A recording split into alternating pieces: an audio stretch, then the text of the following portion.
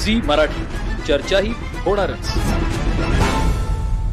Kumbhoj 4 August Sangli जिल्ह्यातील कुंभोज गावात आज सकाळी माधुरी हत्तीच्या समर्थनार्थ ग्रामस्थांनी एक मूक मोर्चा काढला। या मोर्चात शेकडो नागरिक, विद्यार्थ्यांपासून वृद्धांपर्यंत सहभागी झाले होते। ग्रामस्थांच्या या शांततापूर्ण आंदोलनाने प्रशासनाचं लक्ष वेधलं असून त्यांच्या मागणीकडे गांभीर्याने पाहण्याची गरज आहे असं मत काही स्थानिक नेत्यांनी व्यक्त केलं।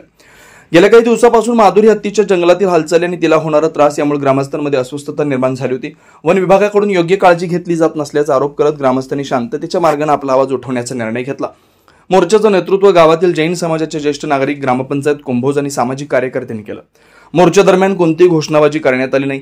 हातात फलक घेऊन माधुरीला वाचवा, प्राण्यांना जगू द्या, वन्यजीव संरक्षण आमची जबाबदारी असे संदेश देणारे फलक ग्रामस्थांनी धरले होते। यावेळी कुंभोज मराठा महासंघ व ग्रामपंचायत कुंभोज यांच्या वतीने सदर आंदोलनाला जाहीर पाठिंबा देण्यात आला। स्थानिक नागरिक या सरपंच वारुणा पाटील म्हणाल्या, माधुरी आमच्यासारखीच या गावचा एक भाग आहे। तिला हानी पोहोचवली जात असेल तर आम्हाला गप्प बसता येणार नाही। आम्ही वन विभागाला निवेदनही दिलंय। यावेळी महाविकास आघाडीचे गटनेते किरण माळी, अनिल भोकरे, प्रकाश पाटील, समीर भोकरे आदींनी आपलं मनोगत व्यक्त केलं।